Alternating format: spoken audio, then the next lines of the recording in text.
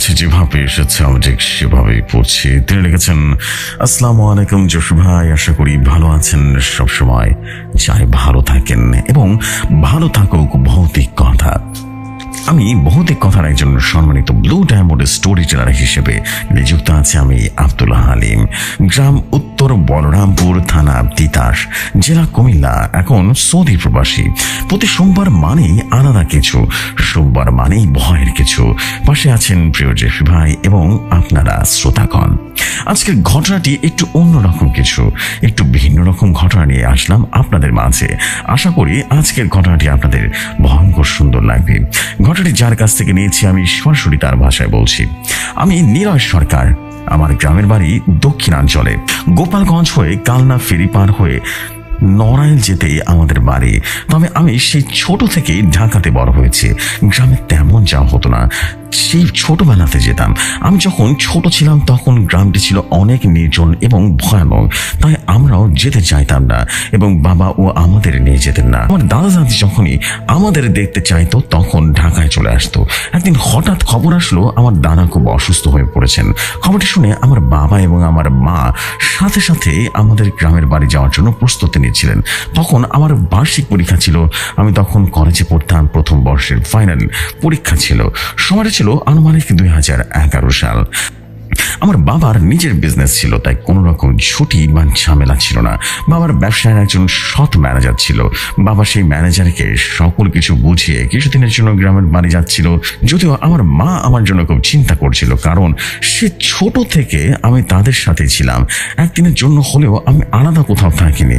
তখন আমি আমার মাকে বুঝিয়ে বললাম, মা চিন্তা করো না তো, আমি এখন বড় হয়ে গিয়েছি, ঠিক আছে, এত চিন্তা করো না, আমি কলেজে পড়ি, আমি ঠিকঠাক মতো পরীক্ষা দিয়ে চলে আসবো। তখন মা মুচকে একটা হাসি দিয়ে আমাকে বললেন, অনেক বড় হয়ে গেছিস তাই না? আমার কাছে তুই সবসময় ছোট থাকবি, বুঝতে পেরেছিস? এমনিতেও আমি একা থাকার জন্য খুব কষ্ট পাচ্ছিলাম। তার মধ্যে আমার মা ইমোশনাল কিছু কথা বললো, ভেতরে ভেতরে অনেকটা কষ্ট পাচ্ছিলাম। তবুও যেন আমার মাকে বুঝতে দেয়নি। এভাবে কিছুটা সময় কথা বলার পর বাসার সামনে সিএনজি এসে থামে। বাবা মাকে বিদায় দেওয়ার জন্য আমি ব্যাগ নিয়ে সিএনজিতে উঠে দিই। কিছুদিনের জন্য যাচ্ছিল এবং আমিও কিছুদিন পরেই সেখানে যাব, কিন্তু সেদিন কেন জানি আমার মন মানছিল না। তারপর তাদেরকে বিদায় দিয়ে আমি বাসায় চলে গেলাম। এভাবে বেশ কিছুদিন চলে যায়। আমার পরীক্ষা শেষ করে ফেলি। পরীক্ষার শেষের দিন আমার মা আমাকে কল দিয়ে বললেন, কখন রওনা দিবি? আমি মাকে বললাম, আমি এখনো ব্যস্ত আছি, হয়তো 2-1 দিন তো লাগবে বা 2-3 দিনও লাগতে পারে। আমি সেদিন রওনা দিচ্ছিলাম, কিন্তু আমি মাকে সারপ্রাইজ দেওয়ার জন্য বলেছিলাম আমি 2 দিন পরে যাব। গ্রামে কেউ জানে না আমি রওনা দিয়েছি। আমি জানতাম না সেখানে যেতে কত সময় লেগে যেতে পারে এবং কোন সময় রওনা হলে যাতায়াতের সবচেয়ে সুবিধা হয়। সারা দিন বন্ধুদের সাথে আড্ডা দিয়ে আসরের পর পর রওনা দিয়ে দিই। আমি ভেবেছিলাম বাসে উঠবো, একেবারে বাড়ির সামনে নেমে যাব। তাই সারা দিন বন্ধুদের সাথে আড্ডা দিয়ে বিকেলবেলা রওনা দিয়েছিলাম। আমাদের এলাকা থেকে গুলিস্তান অনেকটা কাছে। গুলিস্তান ফায়ার সার্ভিস একটু পরে বিআরটিসি কাউন্টারের নামে একটা জায়গা আছে। সেই জায়গা গোপালগঞ্জ, খুলনা এবং দক্ষিণাঞ্চলে যাওয়ার জন্য সকল বাস এবং কাউন্টার ছিল। আমি যেহেতু নড়াইল যাব, তাই আমি গোপালগঞ্জ পর্যন্ত টিকিট কাটি। আমি খুব আগ্রহের সাথে বাসের সিটে চলে যাই এবং গিয়ে বসলাম। সময়টা তখন সন্ধ্যা। আমি বাসে বসে অপেক্ষা করছিলাম। অপেক্ষার প্রহর যেন শেষ হচ্ছিল না। আমার পাশে একটা লোক বসে বসে, লোকটি খুব অদ্ভুত টাইপের ছিল এবং গায়ে পাঞ্জাবি পরা, হাতে তসবি। আমার পাশে বসার পর থেকে সুন্দর একটা ঘ্রাণ আসছিল তার শরীর থেকে। সে লোকটি আসার পর থেকে আমার ধ্যান ধারণা পুরোটাই সেদিকে দিয়ে রাখলাম। লোকটি কোনো কথা বলছিল না, আমিও নিজ থেকে কথা বলার জন্য চেষ্টাও করিনি। ভাবছিলাম কি না কি মনে করবে। এরপর অনেকক্ষণ সময় চুপ করে বসেছিলাম, কিন্তু হঠাৎ করে একটা মৃত কণ্ঠ ভেসে আসলো। আমি দেখলাম খুব সুন্দর একটি কণ্ঠের সেই লোকটি বলছে, সময় কত হয়েছে? আমি যেন কথা বলার সুযোগ পেলাম। আমি জিজ্ঞেস করলাম, আপনি কোথায় যাচ্ছেন? আপনার বাসা কোথায়? আপনি কি করেন? কিন্তু অবাক করার বিষয় সেই লোকটি কোনো জবাব দিচ্ছিল না। আমি একটু লজ্জা বোধ করলাম এবং চুপ হয়ে বসে রইলাম। একটু পর বাসটি ছেড়ে দিল। আমি সেই লোকটির কাছ থেকে তাকাতে পারলাম না। জানালার দিকে তাকিয়ে বাইরে দেখছিলাম। কিছুটা সময় পর সেই লোকটি পাশের একজনকে সময় জিজ্ঞাসা করলো। সাথে সাথে আমি উত্তর দিয়ে দিলাম, কিন্তু সেই লোকটি আমার দিকে কেন যেন পাত্তা দিচ্ছিল না। আমি অনেকটা রাগ করে ফেললাম এবং পুরো রাস্তা চুপ করে থাকবো বলে বসে রইলাম। বাস যখন রওনা দিল মাওয়াঘাটের প্রায় কাছাকাছি, ঠিক তখন সেই লোকটি আবারও সময় জানতে চাইল। আমি শুনেও চুপ করেছিলাম, কিন্তু অবাক করার বিষয় সেই লোকটি আমার হাত ধরলো এবং সে লোকটির স্পর্শ এতটা ঠান্ডা অনুভব করছিলাম যে আমার পুরো শরীর শিরশির করে উঠলো। তাও আমি যেন খুব খুশি হয়ে গেলাম। তিনি আবারও সময় জিজ্ঞেস করলো। আমি খুব খুশি হওয়ার সময়টা বললাম, এখন সময় 7:47। ভেবেছিলাম তিনি আমার প্রতি খুশি হয়েছে, কিন্তু সময়টা শুনে মুখটা কেমন যেন মলিন করে দিল। আমিও যেন এবার একটু বিরক্তি হলাম।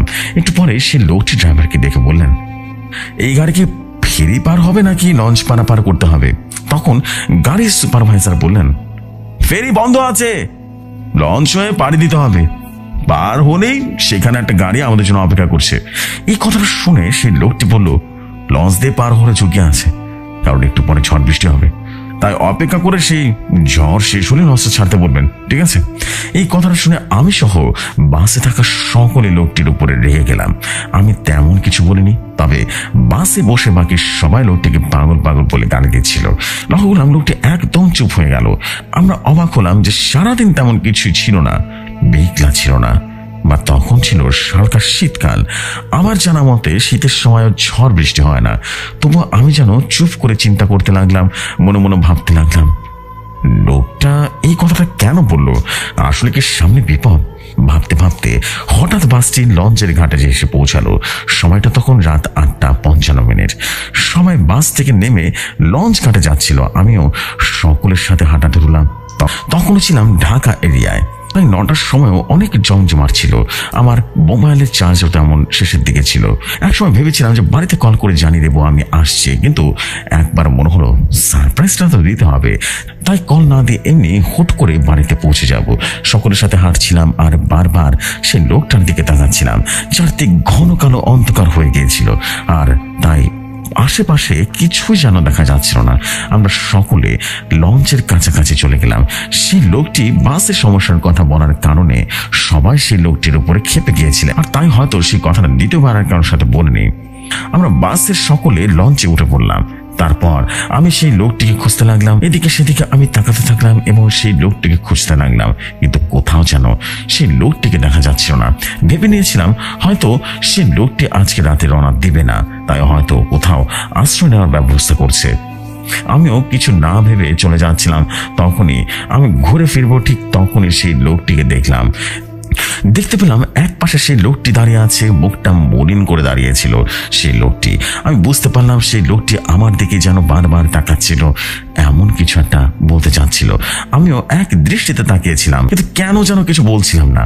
তবে আমার মনে হচ্ছিল সেই লোকটি আমার বাধা দিতে যাচ্ছিল।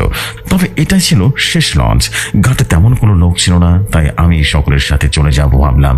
সেই লোকটি অদ্ভুত টাইপের লোক ছিল। যদি সে লোকটির উপর ভরসা থেকেই যায় তাহলে কি না কি হয়।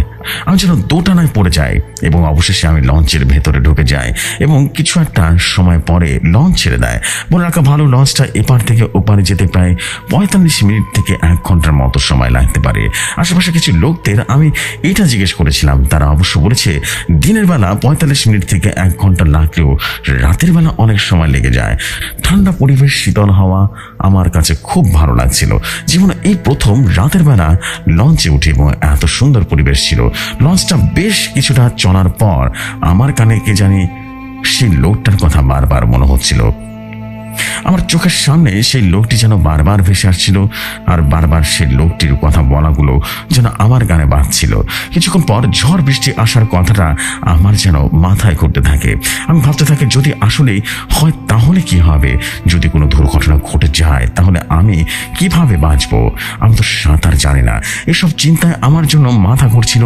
ঠান্ডায় পরিবেশে যেন আমি ঘেমে যাচ্ছিলাম। তারপরেও মনের ভেতরে সাহস নিয়ে বসে রইলাম। কিছুটা সাহস জোগানোর জন্য মানুষের ভিড়ে গিয়ে বসলাম, বিভিন্ন রকমের কথা শুনছিলাম। কেউ রাজনীতির কথা বলছিল, কেউ ভূতের গল্প বলছিল, সবাই হাসাহাসি করছিল এবং মন্দির কথা বলছিল, কিন্তু আমার যেন তেমন যেন মন মানছিল না। কোনো কিছুতেই যেন আমার মন স্থির ছিল না। আমি আবারও লঞ্চের সেই সাইডে গিয়ে দাঁড়িয়ে থাকি। লঞ্চটা ঠিক মাঝখান বরাবর চলে গিয়েছিল। কিছুটা সময় পর দমকা একটা হাওয়া অনুভব করতে লাগলাম। মুহূর্তে যেন পরিবেশ পরিবর্তন হতে শুরু করলো। কয়েক মুহূর্তের ব্যবধানে বাতাসের গতি বাড়তে শুরু করলো এবং স্রোতগুলো এসে যেন লঞ্চে ধাক্কা দিতে লাগলো।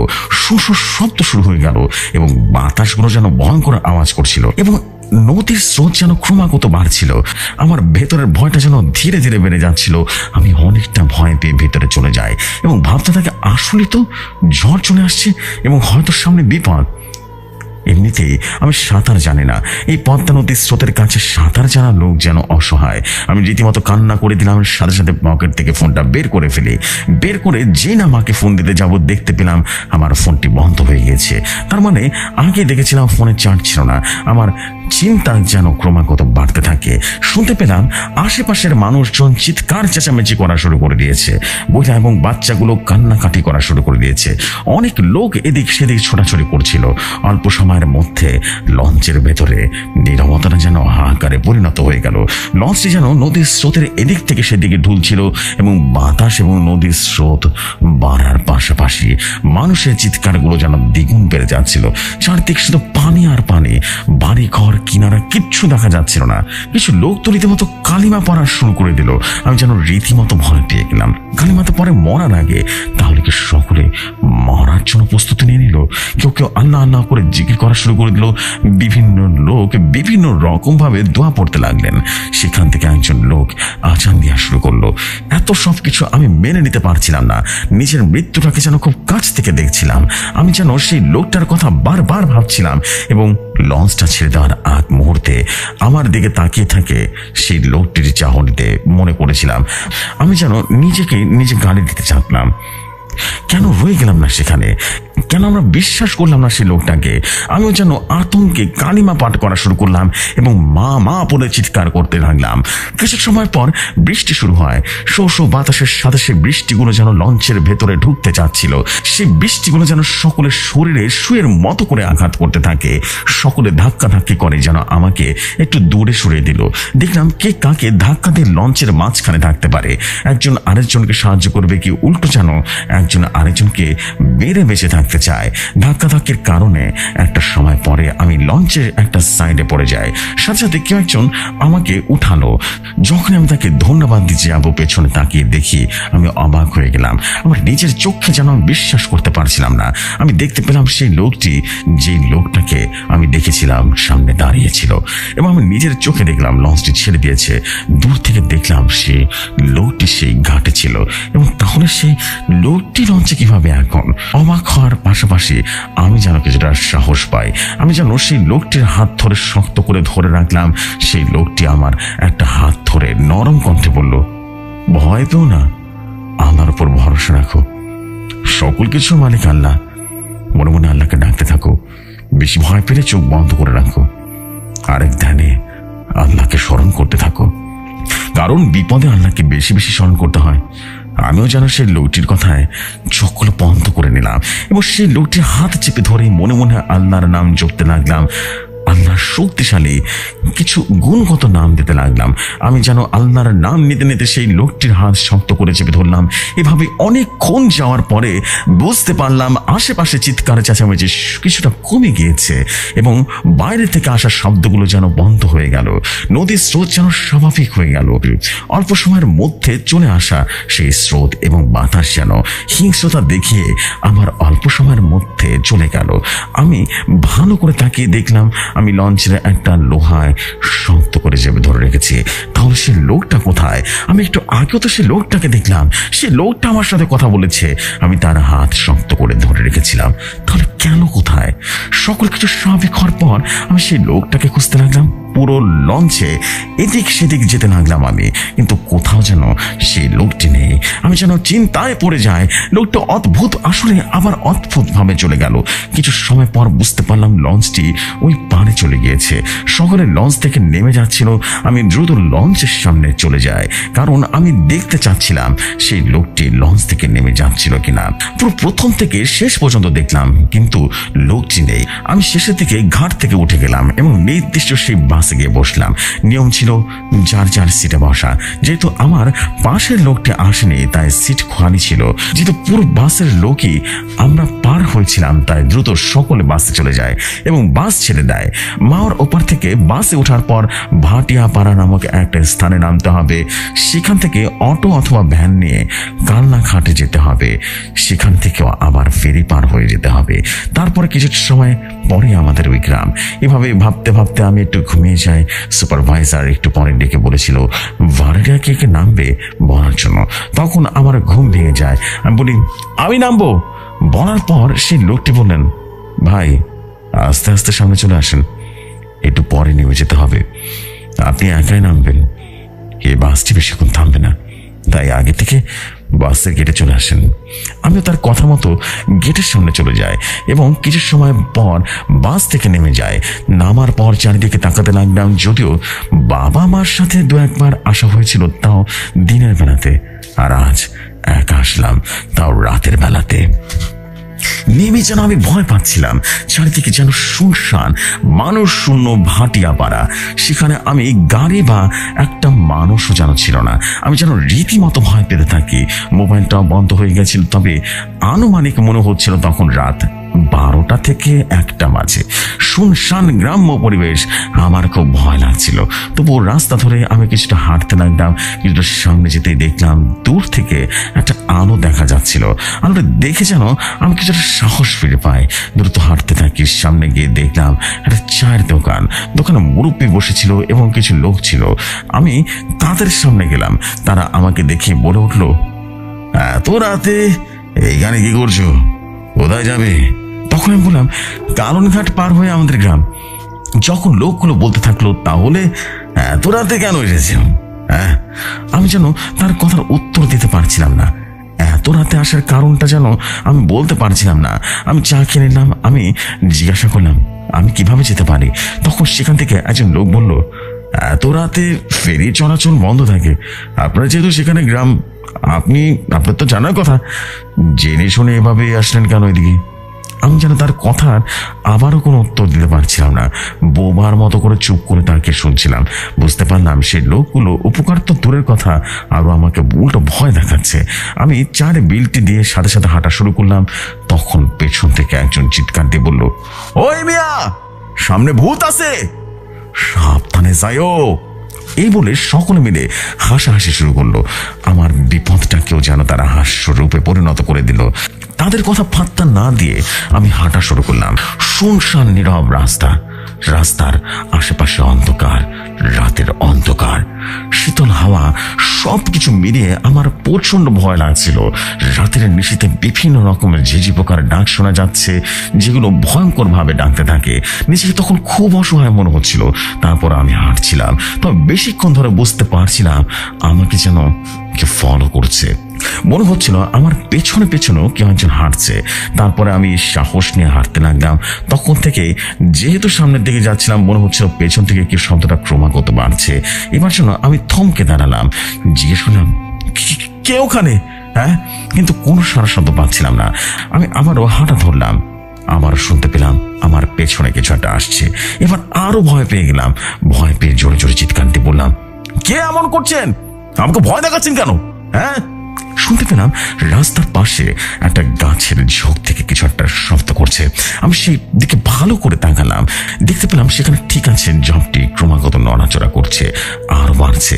বুঝতে পারলাম ঝোঁক থেকে কিছু একটা বেরিয়ে আসছে এবং কিছু সময়ের মধ্যে দেখতে পেলাম শিয়াল বা কুকুর আকৃতির সাইজের অনেক বড় একটা জন্তু বেরিয়ে আসছে। বেরিয়ে ধারালো দাঁত বের করে আমার দিকে আসছে। জীবনে এই প্রথম এমন অদ্ভুত দৃশ্য দেখলাম, ভাবতেই পারিনি। আমি বুঝতে পারলাম এইটা কোনো অশুভ বা খারাপ কিছু, কারণ তখন রেডিওতে ভূতের অনেক কিছু শুনতাম।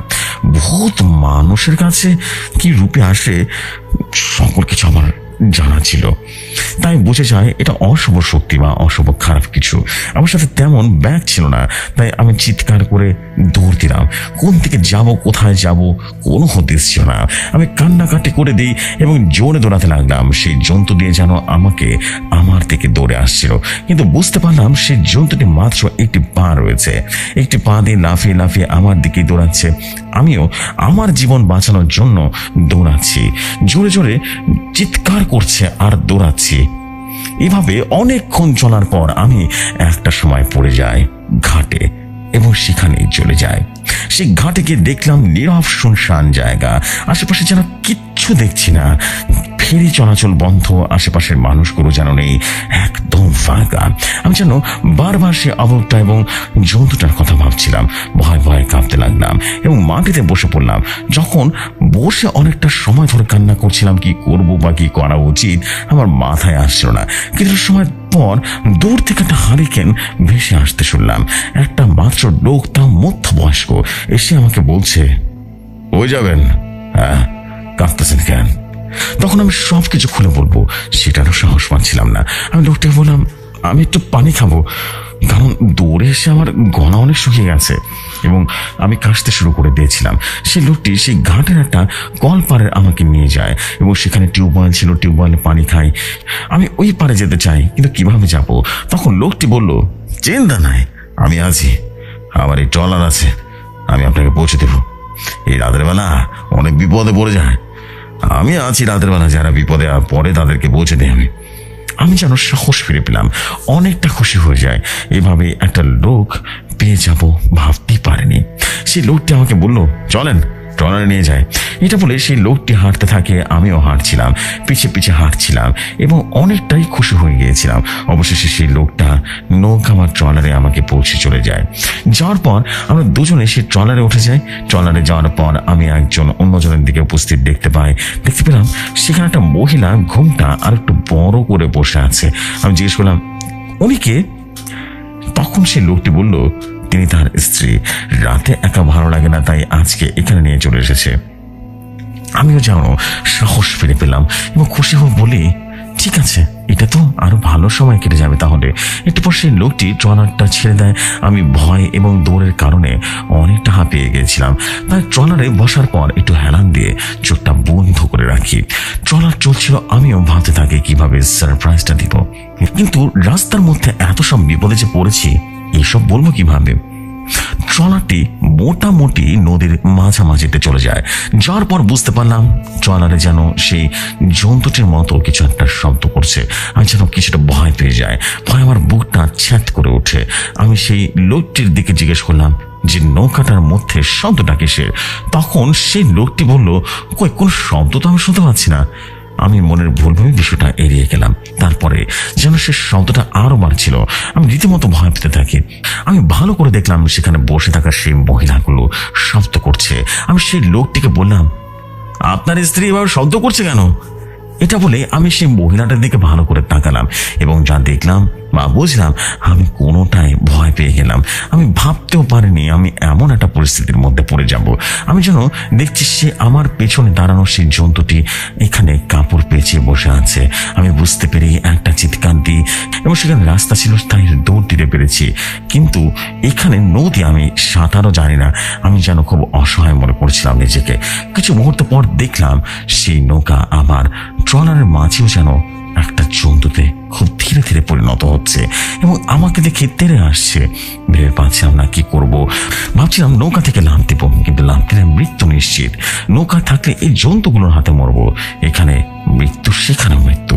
তাই আমি মৃত্যুটাকে যেন মেনে নিয়েছিলাম, কারণ সেখান থেকে বেঁচে ফেরার চিন্তাটাও এক প্রকার বোকামি ছিল। আমি যেন কিছুই বুঝতে পারছিলাম না আমি কোন দিকে যাব।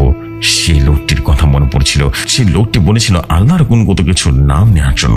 আমি অলৌকিকভাবে বারবার সেই লোকটির যেন কথা ভাবছিলাম এবং চিন্তা করছিলাম এবং সেই লোকটির বলে যাওয়া কথাগুলো মনে মনে বলছিলাম।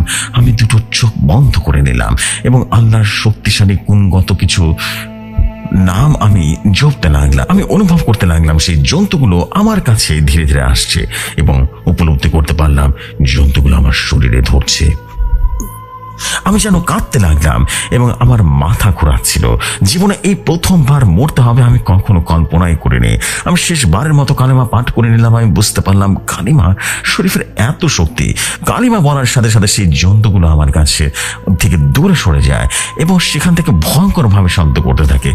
কিছুটা দূর থেকে যেন আমার দিকে রাগে হুঙ্কার দিচ্ছিল। আমি যেন বুঝে গেলাম কালিমা পাঠ করার সাথে সাথে সেই জন্তুগুলো আমার থেকে দূরে সরে যায়। তাই আমি সাথে সাথে আরো জোরে জোরে কালিমা পাঠ করা শুরু করলাম।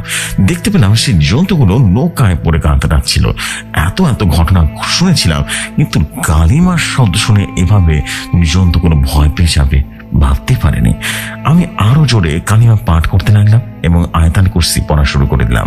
এখন দেখতে পেলাম সেই জন্তুগুলো আরো ভয়ঙ্কর ভাবে শব্দ করছে। আমি দোয়া পড়তে পড়তে অনেকটা সময় থমকে গেলাম। আমার গলা যেন শুকিয়ে আসছে। আমি যেন আর নিতে পারছিলাম না। শরীরে যেন কোনো শক্তি ছিল না। আমার শক্তি চলে গেল এবং আমি সেখানে পড়ে থাকি। সাথে সাথে দেখতে পেলাম সেইগুলো আমার দিকে আবারও তেড়ে আসছে। তখন যেন আমি সবগুলো কালিমা পড়ার জন্য শক্তি পাচ্ছিলাম না এবং আমি শুয়ে শুয়ে আধশোয়া চোখে তাকিয়েছিলাম। সেই জন্তুগুলো আরো বেশি হিংস্র হয়ে আমার দিকে তেড়ে আসছে। নিশ্চিত মৃত্যু দেখে আমি দু চোখ বন্ধ করে নিলাম এবং সাথে সাথে একটা শব্দ শুনতে পেলাম। মনে হলো শূন্য থেকে কিছু একটা নৌকাতে লাফ দিল। আমি মনে করলাম হয়তো অন্য কোনো জন্তু এসেছে। আমি ভয় পাচ্ছিলাম। মৃত্যু মেনে নিয়ে চোখগুলো বন্ধ করে রাখলাম, কিন্তু না, আমি শুনতে পেলাম সেই জন্তুগুলো চিৎকার করছে এবং উপলব্ধি করলাম জন্তুগুলো ট্রলারের আমার পাশে নেই। সবগুলো যেন আমার অন্য পাশে চলে গিয়েছে। সাহস নিয়ে চোখগুলো খুলে দেখতে পেলাম এবং দেখে অবাক হলাম। দেখলাম সেই লোকটি নৌকায় আসছে এবং সেই জন্তুগুলোর সাথে লড়াই করছে। আমি যেন কিছুই বুঝে উঠতে পারছিলাম না এবং কোনো কিছু চিন্তাও করতে পারছিলাম না। আমি না চিন্তা করতে পেরে তাকিয়ে দেখলাম সেই লোকটির হাতে আরো কি কিছু একটা আছে, চাবুকের মতো একটা আলো। সেই চাবুকের মতো দেখতে আলোটি সেই জন্তুটিকে মারছে এবং জন্তুগুলো এবার ভয়ঙ্করভাবে চিৎকার করতে থাকে। সেই লোকটি অনবরত সেই জন্তুগুলোকে মারতে থাকে। একটা সময় দেখলাম সেই জন্তুগুলো পানিতে লাফ দিয়ে চলে যায়। যখন দেখলাম সেই জন্তুগুলো পানিতে লাফ দিয়ে ফিরেছে, তখন সেই লোকটি আমার দিকে তাকালো। আমি সেই লোকটিকে দেখে একটা সময় জ্ঞান হারিয়ে ফেলি এবং আমি পরের দিন ঘুম থেকে উঠে দেখি আমি আমার গ্রামে। দেখতে পেলাম আমার আশেপাশে আমার বাবা মা আর দাদা দাদি। সকলে আমাকে জিজ্ঞেস করলো আমি এত ভোরবেলা বাড়ির উঠোনে কিভাবে পৌঁছে গেলাম, আর কিভাবে আসলাম, আর কখন রওনা দিলাম। আমি তখন যেন কোনো সাহস পাচ্ছিলাম না কোনো কথা বলার। ভয় তখন আমার শরীরটা কাঁপছিল। আমি চুপচাপ হয়ে রইলাম। সবাই বুঝে যায় আমি হয়তো ভয় পেয়েছি, তাই আমাকে সময় নেয়। আমি সেদিন সারা দিন ঘুমিয়ে কাটিয়ে দিলাম। ঘুম থেকে উঠে সকলের দিকে ঘটনাটা বললাম। সকলের ঘটনাটা শোনার পর অনেকটা ভয় পেয়ে যায় এবং আমার মা সকল কিছু শুনে রীতিমতো কান্না করা শুরু করে দেয়। আমার দাদা বলেন সেই গ্রামে নাকি একজন ভালো ইমাম সাহেব আছেন, তিনি এই ধরনের সকল কিছুই জানেন। দাদা বললেন পরের দিন সকালে আমাকে সেখানে নিয়ে যাবে। আমি বাড়ি ফেরার পর সেদিন অনেক ভয় এবং আতঙ্কে ছিলাম। সেদিন রাতে একা ঘুমানোর জন্য আমি কোনো সাহস পাচ্ছিলাম না। এমনিতেও আমি এসবে কোনো দিন মুখোমুখি হইনি, কিন্তু জীবনে প্রথম এত বেশি ভয় পেয়েছিলাম যে বুঝতেও পারিনি বা কল্পনা করতে পারিনি এরকম হবে। সেদিন রাতে আমি আমার বাবা মায়ের সাথে ঘুমিয়েছিলাম, কারণ এত বড় হয়ে যাওয়ার পরেও আজ যেন নিজেকে খুব বেশি ছোট মনে হচ্ছিল। সেদিন রাতটা কোনো রকম ভাবে কেটে যায়। পরের দিন সকালে আমার দাদু আমাকে রেডি হতে বললেন। দাদু খুব অসুস্থ ছিল, তারপরও আমাকে সেই ইমাম সাহেবের কাছে নিয়ে যান। শুধুমাত্র আমি এবং আমার দাদু সেখানে গিয়েছিলাম। যাওয়ার পর আমরা ইমাম সাহেবের সাথে দেখা করি এবং সকল কিছু খুলে বলি। ইমাম সাহেব অবশ্য আমাদেরকে তখন সবকিছু বলতে পারেনি। সকল ঘটনা জানার পর আমাদেরকে বাড়ি ফিরে আসতে বললেন এবং আমাদের কাছে একদিন সময় চেয়ে নেন। আমরাও তাড়াহুড়ো না করে চলে আসলাম এবং সময় দিয়ে আসলাম। বাড়িতে আসার পর খুব আনন্দে সময় কাটছিল। যেহেতু শীতের রাত, তাই আমরা সবাই উঠোনে বসে বসে র্যাকেট খেলছিলাম। আমাদের আশেপাশে চাচাতো ভাই বোন ছিল, সকলে মিলে আমার দাদুর ওখানে এসে খেলতো এবং বিষয়টা আমার কাছে খুব ভালো লেগেছিল। তাই আমিও তাদের সাথে যোগ দিই। তাদের সাথে এতটা আনন্দ করছিলাম, মজা করছিলাম, তাই পেছনের ঘটনাগুলো আমার কেন জানি মনেই হচ্ছিল না। অতি আনন্দে আমি যেন সকল ঘটনা ভুলে গিয়েছিলাম। খেলতে খেলতে একটা সময় পরে আমি একটু রেস্ট নেই। আমি একটু আড়াল হয়ে চেয়ারে বসেছিলাম। হঠাৎ করে দেখতে পেলাম বাড়ির টিনের বেড়ার গেটের সামনে কে যেন একটা মাথা উঁচু করে দাঁড়িয়ে আছে এবং লোকটি মনে হচ্ছে আমাকে ডাকছে। আমিও মনে করলাম হয়তো আমার কোনো চাচা হবে, মাঝে মাঝে আসে এদিকে, তাই বাড়ির আশেপাশের চাচাগুলোকে অনেকে তেমন একটা চিনি না। দেখলাম হাত দিয়ে ইশারা দিয়ে আমাকে ডাকছে। আমি যেন প্রথমে কিছুই বুঝে উঠতে পারছিলাম না, তবু সে লোকটার দিকে এগিয়ে গেলাম আর বললাম, আমাকে ডাকছেন? তবে সেই লোকটা কোনো কথা বলল না এবং বারবার যেন আমাকে ইশারা দিয়ে ডাকছিল। লোকটা কালো চাদর পরা ছিল এবং মুখটা ঢাকা ছিল। আমি কিছু মনে করলাম না, কারণ তখন শীতকাল ছিল। চাদর পরে মুখ ঢেকে রাখাটাই স্বাভাবিক ছিল। আমি সেই লোকটির কাছে যাই এবং সেখানে যাওয়ার পর সেই লোকটি আমাকে দেখে মৃত কণ্ঠে বলে উঠল, সামনের বাড়িতে তোমার আরো অনেক ভাই বোন আছে, তারা অনেক সুন্দর খেলা খেলছে, তুমি খেলবে? লোকটির কথা শুনে আমি যেন অনেকটা আনন্দ পেলাম, কারণ শুনেছিলাম গ্রামে নাকি অনেকে সুন্দর সুন্দর খেলা হয়। তাই সেই লোকটার সাথে আমি যেতে রাজি হয়ে গেলাম। সেই লোকটা আমাকে বলল, চলো আমার পিছে পিছে আসো। আমি কিছু না বুঝে তার পিছু পিছু হাঁটতে লাগলাম। যেহেতু মাঝে মাঝে যাওয়া হতো আর রাতের বেলা বাড়ির আশেপাশটা যেন আমি চিনতাম না, দেখলাম সেই লোকটা দাদুর পুকুর পার হয়ে সোজা হাঁটতে লাগলো। আমিও যেন কিছুটা না বুঝে হাঁটতে লাগলাম। অল্প সময়ের জন্য হলেও আমি ভয়ঙ্কর কিছু চিন্তা করিনি। গতকাল ভয়ঙ্কর একটা ঘটনা ঘটার পরেও আমি যেন আজকে সকল কিছু ভুলে সেই লোকটার পিছু পিছু হাঁটতে লাগলাম। দেখলাম সেই লোকটি আমাকে সেই পুকুর পাড়ের দিকে নিয়ে গেল। ঘাটে যাওয়ার পর আমি সেই লোকটাকে বললাম, চাচা, আপনি বললেন বাড়ির সবাই খেলছে, কিন্তু আপনি আমাকে ঘাটে নিয়ে আসেন কেন? এইটা বলার সাথে সাথে আমি যেন পরিচিত কিছু শব্দ শুনতে পেলাম। শব্দগুলো শুনে আমার কাছে মনে হচ্ছিল গতকালকে ঝোপ থেকে আসা সেই জন্তুটা এবং নৌকায় বসে থাকা সেই মহিলার মতোই ভয়ঙ্কর শব্দ করছে। ভাবতে ভাবতে আমি যেন নিজের চোখকে বিশ্বাস করতে পারছিলাম না। আমি দেখলাম সেই লোকটা খুব দ্রুত তার রূপ পরিবর্তন করে ফেললেন এবং দেখতে পেলাম সেই লোকটি সেই জন্তুতে রূপান্তরিত হলো। আরো দেখতে পেলাম পানি থেকে আরো কয়েকটা জন্তু উঠে আসছে। আমি জোরে একটা চিৎকার দিই। অন্যদিকে আমার বাবাও সেদিক থেকে আমার নাম ধরে ডাকছে। আমি শুনতে পেলাম আমার বাবা, দাদা এবং আমার মা সহ গ্রামের আশেপাশের সকল মিলে আমার নাম ধরে ডাকাডাকি করছে এবং চিৎকার করছে।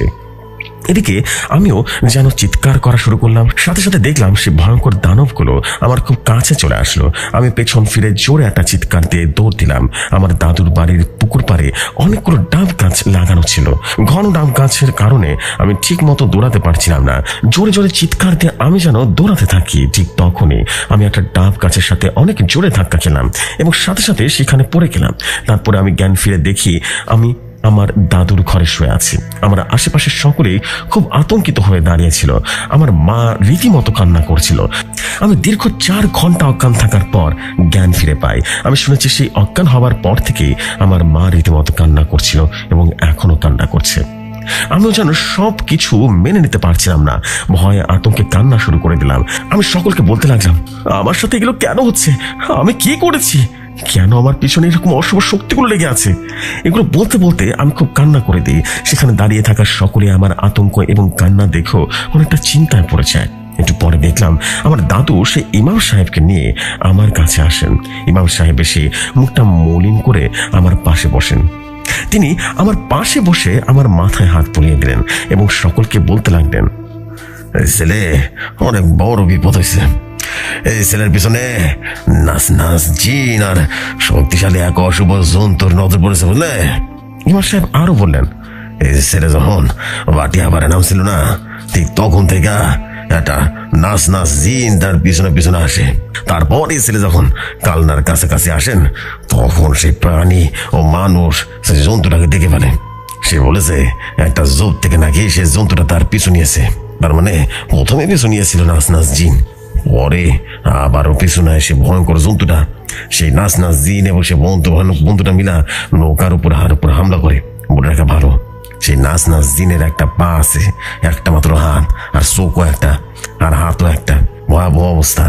এই জিনগুলো মূলত পানির মধ্যে বেশি থাকে। নৌকা পথে বা নদী পথে যারা ভ্রমণ করে তাদের উপরে নাচ নাচ জিনগুলো হামলা করে। রাতের আধারে এই নাচ নাচ জিনগুলো মানুষের ক্ষতি করে থাকে। তখন আমার দাদা দাদি সেই ইমাম সাহেবকে জিজ্ঞেস করলেন, এর থেকে মুক্তির উপায় কি ভাই? ইমাম সাহেব তখন জবাব দিলেন, আমি আমি জীবনে অনেক কবিরাজে চিকিৎসা করছি, কিন্তু এইভাবে ভয়ঙ্কর ভাবে কোনো চিকিৎসা আমি করি নাই। তবে যেহেতু আপনারা বিপদে আছেন, আমি এই বিষয়ে সাহায্য করতে পারি, দেখি কতটা পারি। আমি ঈশার নামাজের পরে একটা তাবিজ বানিয়ে রাখবো, ঠিক আছে? নামাজের পরে সেটা নিয়ে আসবেন, ঠিক আছে? বানিয়ে হবে, আশা করি এই জিনিসগুলো তাবিজের কারণে আর আসবে না। এই বলে ইমাম সাহেব মসজিদে চলে যান। আমরাও ইমাম সাহেবের কথায় একটু সাহস পাই, তবে ভয়টা যেন ক্রমাগত বাড়ছিলই। কারণ এই গত কয়েকদিন যাবৎ এত ভয়ঙ্কর ভাবে অশুভ কিছু ঘটনা বা সম্মুখীন হতে হবে তা আমরা কখনো ভাবিনি। তখন আমার বাবা চিন্তা করলেন যে গ্রামে আসার পর থেকে এই বিপদগুলো আসছে, আমরা ঢাকায় ফিরে গেলে হয়তোবা এই বিপদগুলো কেটে যাবে। তাই সেদিন রাতে মসজিদের সেই ইমাম সাহেবের কাছ থেকে তাবিজটা এনে আমাকে পরিয়ে দেওয়া হলো এবং বাবা পরিবারের সকলকে জানায় যে আমরা পরের দিন ঢাকায় চলে যাব। আমাদের বিপদ দেখে সকলে এই বিষয়ে রাজি হলো এবং আমরা রাত্রিবেলা সকল ব্যাগ এবং কাপড় চোপড় গুছিয়ে নিয়েছিলাম। অবাক করার বিষয় হলো, ঠিক ভোর রাতে আমার দাদু অনেকটা অসুস্থ হয়ে যান এবং এতটাই অসুস্থ হয়ে যান যেন তিনি মৃত্যু শয্যায় চলে যান। এগুলো দেখে আমরা সকালে ঢাকা ফিরতে পারিনি। ঢাকায় ফেরার কথা চিন্তা বাদ দিয়ে আমরা দাদুকে নিয়ে সকলে ব্যস্ত ছিলাম। বাড়িতে ডাক্তার ডাকানো হলো। ডাক্তার এসেও তিনি বললেন, এই রোগী তো খুব সিরিয়াস অবস্থা, এই রোগীকে এখনো কেন বাড়িতে রেখেছেন? যত তাড়াতাড়ি সম্ভব হাসপাতালে নিয়ে যান, সেখানে ভর্তি করিয়ে চিকিৎসা করেন। এভাবে বাড়িতে পড়ে থাকলে যে কোনো সময় বিপদ চলে আসতে পারে, বুঝলেন? ডাক্তারের এই কথা শুনে সকলে খুব চিন্তিত এবং আতঙ্কিত হয়ে পড়ে যায় এবং কোনো রকম চিন্তা না করে আমার দাদাকে সদরে নিয়ে যান। বাড়িতে ছিলাম আমি, আমার দাদি আর আমার মা। সারাদিন খুব চিন্তায় কেটে গেল। সন্ধ্যার পর শুনলাম আমার দাদাকে নাকি আইসিইউতে ভর্তি করানো হয়েছে। আরো শুনলাম আমার দাদার অবস্থা নাকি অনেকটাই করুণ। ডাক্তার বলেছে বাঁচার সম্ভাবনা খুবই কম। তাই এটা নিয়ে আমরা খুব বেশি ডিপ্রেশনে চলে গেলাম। তারপর আমরা রাতের খাবার খেয়ে শুয়ে পড়লাম। আমার বাবা চাচারা সকলেই ছিল সদর হাসপাতালে। আমার দাদু বাড়িটা ছিল অনেক বড় এবং পাশে ছিল একটা পুকুর পাড়ে অনেকগুলো ঘন ডাব গাছ, যা দূর থেকে একটা জঙ্গলের মতো লাগতো। সারাদিন চিন্তা এবং ব্যস্ততার কারণে অনেকটা ক্লান্ত ছিলাম। তাই রাতের বেলা খাবার পরপরই আমি ঘুমিয়ে যাই। কিছুটা শব্দে আমার ঘুম ভেঙে যায়। মনে হচ্ছিল ঘরের চালায় কি যেন হাঁটছে। আমার দাদার বাড়ির টিন ঘর ছিল, কিন্তু অনেকটা বড় ছিল। আমার দাদার ঘরের পাশে ছিল একটা বড়ই গাছ এবং রাতের বেলায় চালার উপরে বড়ই পড়তো এবং সারা রাত সেগুলো আওয়াজ হতো। যদিও সেটা ছিল একটা নির্দিষ্ট আওয়াজ, কিন্তু সেদিন রাত্রের আওয়াজটা যেন একটু অন্য রকমের ছিল। মনে হচ্ছিল ভারী কিছু একটা চালার উপর দিয়ে হাঁটছে। তখন আমার আর বোঝার বাকি ছিল না যে চালার উপরে কি হাঁটছে। এত রাতে চালার উপর দিয়ে কেই বা হাঁটবে, আন্দাজ তো করা যায়। আমি বুঝে যাওয়ার পরে আমার শরীরটা কাঁপতে থাকে এবং আমি অনেক বেশি ভয় পেতে থাকি। আমি চিন্তা করছিলাম যদি সেই ভয়ঙ্কর দানবটা জানলা ভেঙে ঘরে চলে আসে। এইসব চিন্তা করতে করতে আমি যেন চিৎকার দিয়ে ফেলি। তখন আমার মা এবং আমার দাদি সাথে সাথে তাদের রুম থেকে আমার রুমে চলে আসে। তারা এসে সেই শব্দগুলো শুনতে পায়। আমার সাথে সাথে তারাও যেন অনেকটা ভয় পাচ্ছিল। তারা শুনতে পায় সেই ভয়ঙ্কর দানবটি চালায় অনেক জোরে জোরে আওয়াজ করছে। একটা সময় মনে হলো সেই দানবটি পাশে থাকা বড়ই গাছ ভেঙে চারার উপরে ফেলে দিয়েছে। বিকট আওয়াজে আমার খুব বেশি ভয় পাচ্ছিলাম এবং মনে হচ্ছিল ঘরের চালার নিচে ভেঙে পড়ে যাবে। আমরা সকলে মিলে চিৎকার করা শুরু করে দিই। একটু পরে বুঝতে পারলাম চালার উপরে আরো কয়েকটা দানবের উপস্থিতি রয়েছে। মনে হচ্ছিল একসাথে অনেকগুলো দানব মিলে ঘরের কয়েকটি চালা ভাঙার চেষ্টা করছে। আমাদের এই চিৎকারে যেন বাইরে যাচ্ছিল না। আমাদের চিৎকার থেকে সেই ভয়ঙ্কর দানবের হুঙ্কার অনেক বেশি ছিল। সেই ভয়ঙ্কর দানবগুলো তাদের তাণ্ডব লীলা চালিয়ে একটা সময় পড়ে চলে যায়। কিন্তু আমরা তিনজনই ভয়ের কারণে সারা রাত জেগেছিলাম। সকালে ভোর হওয়ার পর আমরা সকালে দরজা খুলে বের হই এবং দেখতে পাই ঘরের পাশে থাকা বড়ই গাছটি আসলে তুলে ফেলা হয়েছে এবং গাছটিকে জানালার উপরে রাখা হয়েছে। এত বড় গাছ গোড়া থেকে উঠে ফেলা এবং জানালার উপরে রাখা, আশেপাশটা সকলে যেন অদ্ভুত মনে হচ্ছিল। আমাদের দাদু বাড়ির আশেপাশে সকলে নাকি গতকাল রাতেও সেই তাণ্ডব লীলা শুনেছিল। ভয়ের কারণে কেউ ঘর থেকে বের হতে পারেনি। রাতের বেলায় সকল ঘটনা আবার বাবাকে খুলে বলি। বাবা সকল ঘটনা শুনে যেন খুব আতঙ্কিত হয়ে পড়ে যায় এবং ভয়ের মধ্যে পড়ে যায়। ফাঁকা বাড়িতে এসে দানবগুলো হামলা করছিল। সেদিক দিয়ে আমার দাদু অবস্থা খুব খারাপ হয়ে গিয়েছিল। ডাক্তার বলেছিল আত্মীয় স্বজন যারাই আছে তারা যেন মেডিকেলে এসে আমার দাদুকে দেখে যায়, কারণ দাদুর অবস্থা ভালো নয় এবং তার সময় নাকি আর বেশি দিন নেই, হয়তো যে কোনো সময় মারা যেতে পারে। এই কথাগুলো শুনে আমার দাদি সহ আমার মা এবং আমাদের সবাই রীতিমতো মেডিকেলে চলে যায়। সেখানে যাওয়ার পর আইসিইউতে একে একে সকলে আমার দাদুকে দেখে আসি এবং আমার দাদু তখনও জীবিত ছিল। দেখা করার পর আমি আমার মা আর দাদি আবার বাড়িতে ফিরে আসি। সেদিন ভালো করে দরজা জানালা লাগিয়ে আমরা তিনজন একটা রুমে থাকার জন্য চিন্তা করি, কারণ সেই ভয়ঙ্কর দানবগুলোকে আমরা সকলে ভয় পাচ্ছিলাম। আমরা সকলে ঘুমিয়ে যাই। একটা ডাকে আমাদের সকলের ঘুম ভেঙে যায়। কে যেন বাইরে থেকে ডাকছিল। আমার মা উঠে দরজার কাছে গিয়ে জিজ্ঞেস করলো কে এসেছে। তখন বাইরে থেকে উত্তর আসলো, আবে দরজাটা খোলো, দরজাটা খোলো। কণ্ঠটা আমাদের কাছে খুব চেনা চেনা মনে হলো, কারণ কণ্ঠটা আমার বাবার ছিল। আমার মাও কোনো রকম চিন্তা না করে সরাসরি দরজাটা খুলে দিল। দরজা খুলে দেখি আমার মা বাইরে বের হয়ে যান এবং আমি আর আমার দাদি সাথে সাথে বিছানা থেকে উঠে বাইরে চলে যায়। দেখতে পেলাম আমার মা একটা কালো কুচকুচে ছায়া মূর্তির সাথে কিভাবে যেন তাকে পিছে পিছে হাঁটছে। আমি পেছনে পেছনে তাকে অনেকবার ডাকতে লাগলাম, কিন্তু আমার মা কিছুতেই শুনতে পাচ্ছিল না। আমি এবং আমার দাদি চিৎকার করা শুরু করলাম। আমার দাদি বুঝে যায় খারাপ কিছু হতে চলেছে। আমার মা সেই অবয়বটির পেছনে পেছনে যেতে থাকে এবং অনেকটা দূরে চলে যায়, ঠিক সেই পুকুর পাড়ের নারিকেল গাছের জঙ্গলে। আমি সেই অবয়বটিকে অল্প অল্প করে দৃশ্যমান হতে দেখেছিলাম এবং দেখতে পেলাম আমার সেই চিরচেনা ভয়ঙ্কর জন্তুটিকে। আমাদের দেখে অনেকটাই ভয়ঙ্করভাবে হাসছিল সে, এবং আমার মা হঠাৎ যেন নিজের জ্ঞান ফিরে আসে এবং খুব কাছ থেকে সেই জন্তুটাকে দেখে চিৎকার করে আমার দিকে দৌড়ে আসছিল। দেখতে পেলাম সেই জন্তুটি আমার মায়ের পেছনে পেছনে দৌড়ে দৌড়ে আসছিল। আমরা সকলে মিলে বাড়ির দিকে দৌড়াচ্ছিলাম এবং দেখতে পেলাম সেই জন্তুটির পাশাপাশি আরো অবয়ব আমাদের পিছে লেগে আছে। আমরা তিনজনের পিছনে না তাকিয়ে একদম সোজা বাড়ির দিকে দৌড়াচ্ছি। আমার দাদি যেহেতু অনেকটা বয়স্ক ছিল, তাই একটা সময় কিছুটা আগানোর পর সে একটু আঘাত পেয়ে মাটিতে পড়ে যায়। আমি এবং আমার মা আবারও ফিরে যাই দাদির কাছে। দাদিকে যেই উঠাবো দেখতে পেলাম সেই জন্তু এবং অবয়বগুলো আমাদের খুব কাছে চলে এসেছে। আমরা যেন খুব আতঙ্কে পড়ে যাই। সেখান থেকে একটা জন্তু আমার দাদির পায়ে কামড় বসিয়ে দেয়। আমার দাদি খুব জোরে একটা চিৎকার দেয় এবং সেখানে সেন্সলেস হয়ে যায়। আমরা ভয় অনেকটা চিৎকার দেওয়া শুরু করি। শুনতে পেলাম দূর থেকে আজানের শব্দ হচ্ছে, তার মানে তখন ফজরের সময় হয়ে গিয়েছে। আজানের শব্দের সাথে সাথে যেন জন্তুগুলো হুঙ্কার দিয়ে পেছনের দিকে দৌড়ে পালানো শুরু করলো এবং দেখতে পেলাম নিমিষে সেই জন্তুগুলো পুকুর পাড়ের সেই নারকেলের গাছের সাথে মিশে যায়। সেদিন আমরা কোনোভাবে বেঁচে যাই এবং আমার দাদির পা অনেকটাই ক্ষত হয়ে যায়।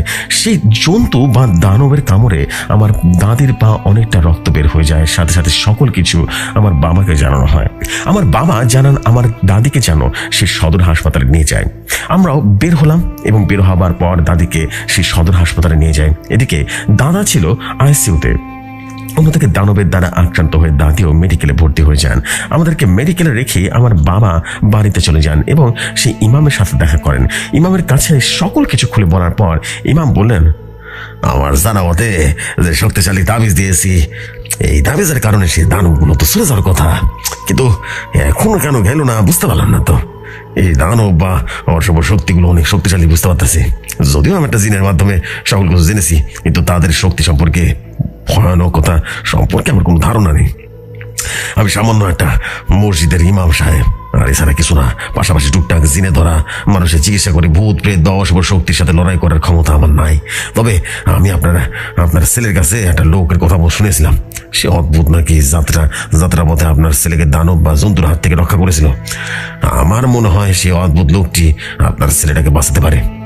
আপনি আপনার ছেলের কাছ থেকে অদ্ভুত লোকটির সম্পর্কে জানে নেন এবং আপনার ছেলেকে জিজ্ঞেস করেন কোন জায়গায় গেলে সে অদ্ভুত লোকটিটা পাওয়া যেতে পারে। তখন সাথে সাথে আমার বাবা মেডিকেলে চলে আসেন। আমার বাবা মেডিকেলে আসার পরপরই আমাকে সকল কথা জিজ্ঞেস করতে থাকেন।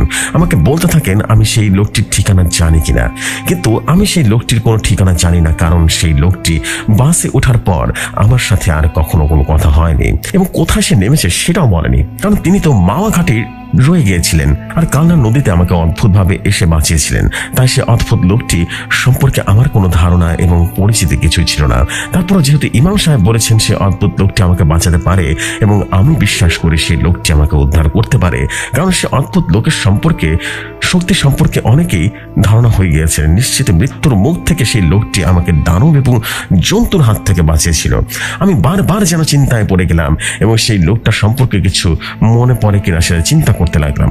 প্রায় অনেকক্ষণ চিন্তা করতে করতে একটা সময় আমার মনে পড়ে যায়, আমার স্পষ্ট মনে হচ্ছিল সেই লোকটির হাতে থাকা টিকেটে লেখা ঢাকা টু ফরিদপুর। কিছুক্ষণ আগেও এই বিষয়টা যেন আমার মাথায় আসছিল না, কিন্তু তখন যেন অলৌকিকভাবে সেই টিকিটটি আমার চোখের সামনে ভেসে ওঠে। আমি বুঝতে পারছিলাম না এত সুন্দর এবং স্পষ্টভাবে সেই টিকিট আমার কল্পনায় কিভাবে আসছিল। এত কিছু না ভেবে সেই কথাটা আমার বাবাকে শেয়ার করে দিলাম।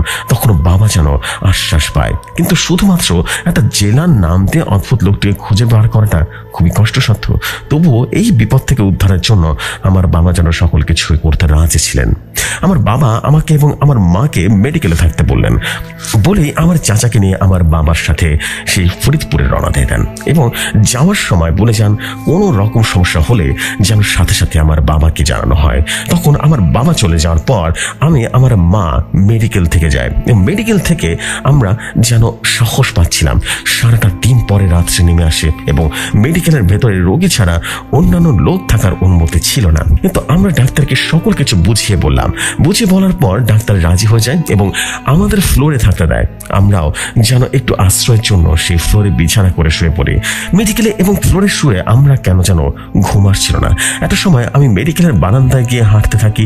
তখন সময়টা অনুমানিক মধ্যরাত হবে। আশেপাশের সকল রুমের লোক এবং রোগীরা ঘুমিয়েছিল। আমি একাই সেই বারান্দায় হাঁটছিলাম। বেশ কিছুক্ষণ ধরে বারান্দায় এক পাশ দিয়ে ওপাশ হাঁটতে লাগলাম এবং মেডিকেলের বারান্দার শেষে সে ওয়াশরুম ছিল। হঠাৎ যেন মনে হলো সে ওয়াশরুম থেকে কে যেন কান্না করছে। প্রায় 30 থেকে 40 মিনিট পর্যন্ত আমি সেই বারান্দায় হাঁটছিলাম, কিন্তু কোনো রকম ভাবে সে ওয়াশরুম যেতে দেখিনি কাউকে এবং মনে হচ্ছিল এই বয়স্ক মহিলা কান্না করছে। আমি এদিক সেদিক চিন্তা না করে ভাবছিলাম হয়তো কোনো রোগী সেখানে পড়ে গিয়ে ব্যথা পেয়েছে তাই কান্না করছে। পেছনে কোনো কিছু না ভেবে আমি চিন্তা করলাম না। নির্দ্বিধায় নিশ্চিন্তে আমি যেন সেই ওয়াশরুমের দিকে যাচ্ছিলাম। নীরব নিস্তব্ধ মেডিকেল, তাই আমি সেই মহিলার কান্না অনেকটাই শব্দ হচ্ছিল। আমি দ্রুত ওয়াশরুমের কাছে চলে যাই। যখনই আমি ওয়াশরুমের দরজার কাছে গিয়ে আমি অদ্ভুতভাবে খুব পরিচিত একটা শব্দ শুনতে পেলাম। সেই শব্দটা শুনে এক পলকে আমার শরীর যেন কাঁপতে থাকে, কারণ সেই শব্দটা ছিল কালনা রোডের ঝোপ থেকে আসা সেই যন্ত্র শব্দটি। ঠিক একই শব্দ শুনেছিলাম আর কান্না নদীর সেই মহিলাটির কাছ থেকে। তাই যেন শব্দটি আমার খুব পরিচিত হয়ে গিয়েছিল এবং আমার জীবনে শোনা সবচেয়ে ভয়ঙ্কর একটা শব্দ ছিল। আমি যেন বুঝে যাই ওয়াশরুমের ভেতরে কোনো মহিলা নয়, সে দানব বা জন্তুটি আছে। আমি সাথে সাথে ঘুরে ফিরে চিৎকার দিয়ে মেডিকেল রুমে দৌড় দিই এবং মেডিকেলটা যেহেতু একটা নীরব নিস্তব্ধ ছিল, তাই আমার চিৎকারের সাথে সাথে সকল রুম থেকে যেন অনেকগুলো লোক বেরিয়ে আসে এবং আমার চিৎকারের কারণে মেডিকেলে থাকা অনেক রোগী আতঙ্কিত হয়ে পড়ে যায়। সকলে এসে আমাকে দৌড়াতে দেখে জিজ্ঞেস করতে থাকে আমার কি হয়েছে। আমি যেন তাদেরকে কিছু না বলে সরাসরি আমার মায়ের কাছে চলে যায়। আমার মাও আমার চিৎকার শুনে বিছানা থেকে উঠে দৌড় দেয় এবং এসে আমাকে জড়িয়ে ধরে কান্না করতে থাকে। নিজেকে যেন অসহায় মনে হচ্ছিল। আমি নিজেকে কোথাও যেন নিরাপদ মনে করতে পারছিলাম না। নিজের ঘরেও নিরাপদ নয়, হাসপাতালও নিরাপদ নয়।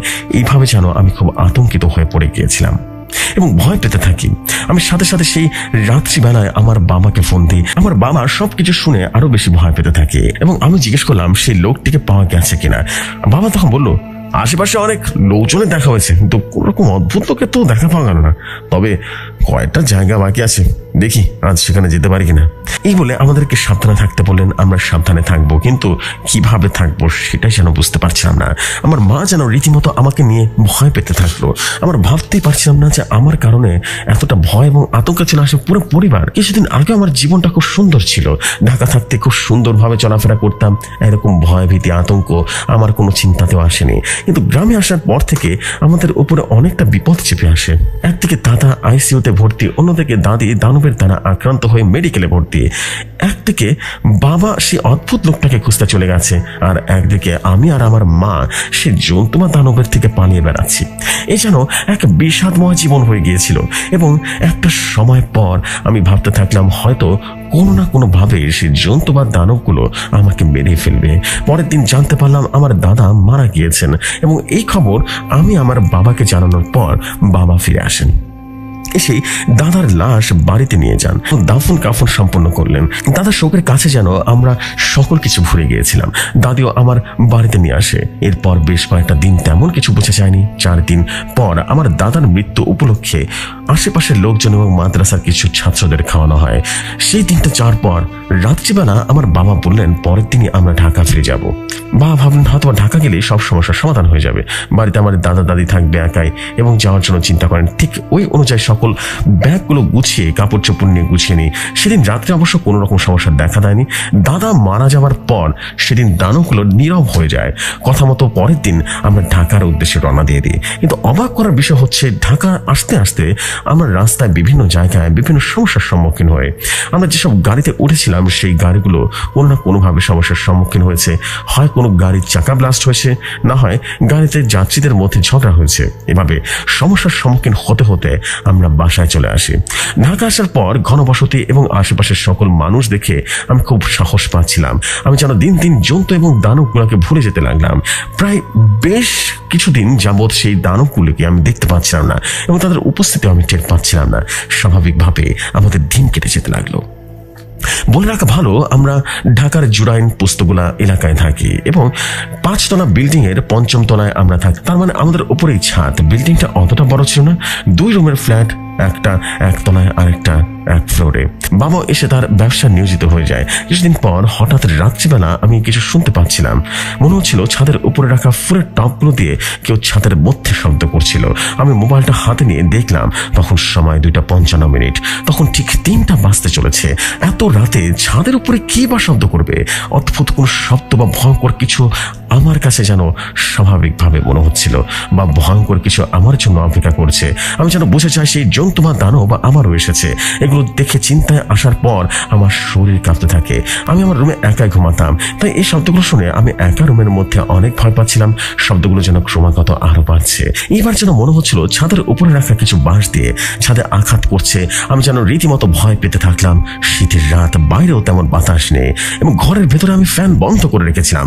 জানালায় থাইটাও লক করা ছিল। অদ্ভুত করা বিষয় হলো আমার জানালায় থাকা পর্দাটি অনবরত নড়ছিল। আমি যেন বিষয়টা দেখতে পেয়ে অনেকটা বেশি ভয় পেয়ে যাই, কারণ পর্দাটি রুমের ভেতরে ছিল। রুমের ভেতরেও ফ্যান বন্ধ ছিল এবং থাই গ্লাস লাগানোর কারণে বাহির থেকে বাতাস আসছিল না। তাহলে পর্দাটি কেন নড়ছে? পর্দাটি নড়তে নড়তে একটা সময় দেখলাম জানালা থেকে সরে গিয়েছে। তারপর যা দেখলাম তা হয়তো আমি দেখার জন্য প্রস্তুত ছিলাম না। আমি দেখতে পেলাম বাইরে সেই জন্তুটি শূন্যে ভাসছে এবং আমার দিকে ধীরে ধীরে ভয়ঙ্কর দৃষ্টিতে তাকিয়ে তাকিয়ে হাসছে। আমি যেন রীতিমতো ভয় পেয়ে গেলাম।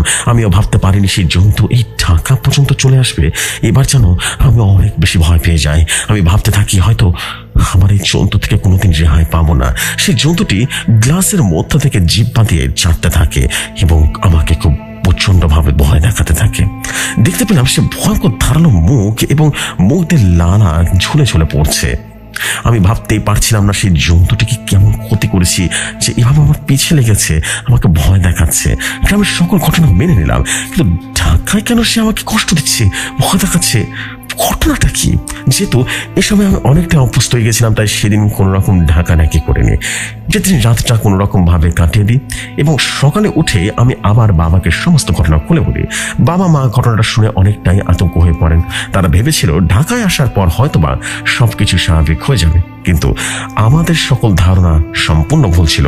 বাবা বারবার বলেছিল কিছু একটা করতে হবে, এটা যত হালকাভাবে নেওয়া হচ্ছে ততটা ভয়ঙ্করভাবে এটা ফিরে আসছে। এই কথা বলতে বলতে বাবা কাজে চলে যায়।